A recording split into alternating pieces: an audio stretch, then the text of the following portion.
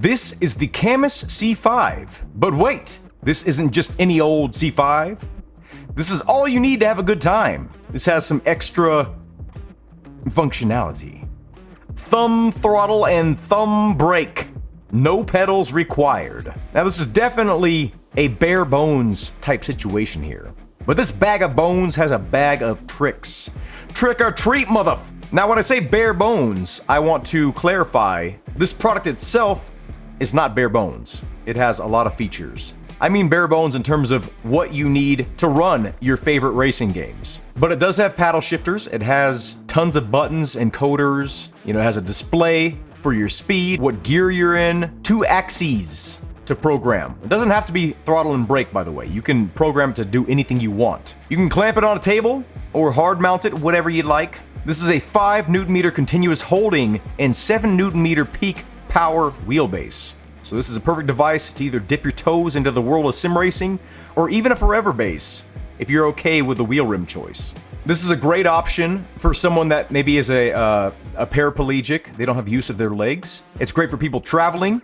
I myself traveled with this wheelbase. I took it to Texas with me. Now I will say, once you get past like 2 hours of play, your thumbs are pretty tired. So I wouldn't recommend using this for like some 24-hour endurance race. You wouldn't be able to hold a pencil by the end of that. Your thumbs are strong, but your legs and your feet are much stronger than your thumbs.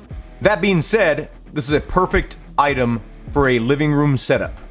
And what I mean by that is a setup that you have to take down after you use it. All you need to worry about is a surface to clamp it or mount it to, and you're good to go. You hook up the power supply to the wall, and you hook up the USB to the USB port. That's all there is to it. Certain games recognize the wheelbase automatically. You don't need to do any setup. Games like Assetto Corsa, you just literally plug it in and it works. Other games you'll need to program the wheelbase, but that's very typical, that's very standard. There's so many buttons on the wheelbase, and it's all user choice. It's your preference. What do you want this button right here to do? Let's go ahead and get into the pros and cons that I have stumbled across. Pros, of course, number one is no pedals needed. It's super travel friendly. You can bring it over to a friend's house, let them experience force feedback for the first time. Oh, it's so tasty. It really is cool to watch someone experience force feedback for the first time. The build quality feels as solid as any other C5. There's no differences there. Xbox and PC compatibility. Now, there's more pros, there's more cons, but we're just kind of getting into the meat and potatoes, the things that really stand out the most to me. Cons, the thumb throttle and brake were nowhere near as accurate as my feet and legs.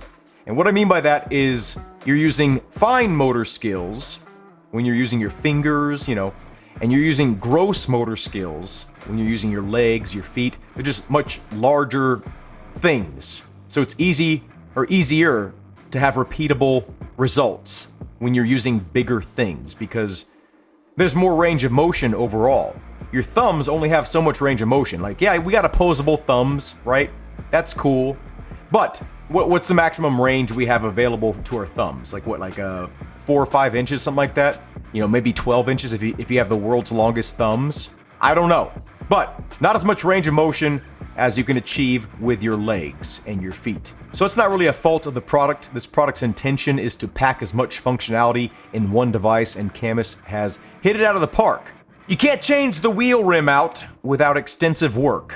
This has been a complaint of the C5, and I agree. I think it should have been easier to change it out, but at the same time, this device is meant to be as small and light as possible, maximize what it is rather than what it could be. It's cool to change your wheels out, but at the end of the day, it's a round enough wheel to be general purpose. You can use it for anything, and it's going to do well. The wheel rim itself is smallish. And I say ish because it's larger than what you'd find maybe, from Logitech or Thrustmaster, some of the entry-level stuff over there. But it's smaller than what you would typically purchase, for like an aftermarket wheel rim.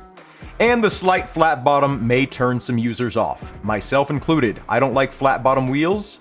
I think they're relatively worthless unless you have a car where you can barely get in it. But at that point, just take the wheel off, right? I don't know.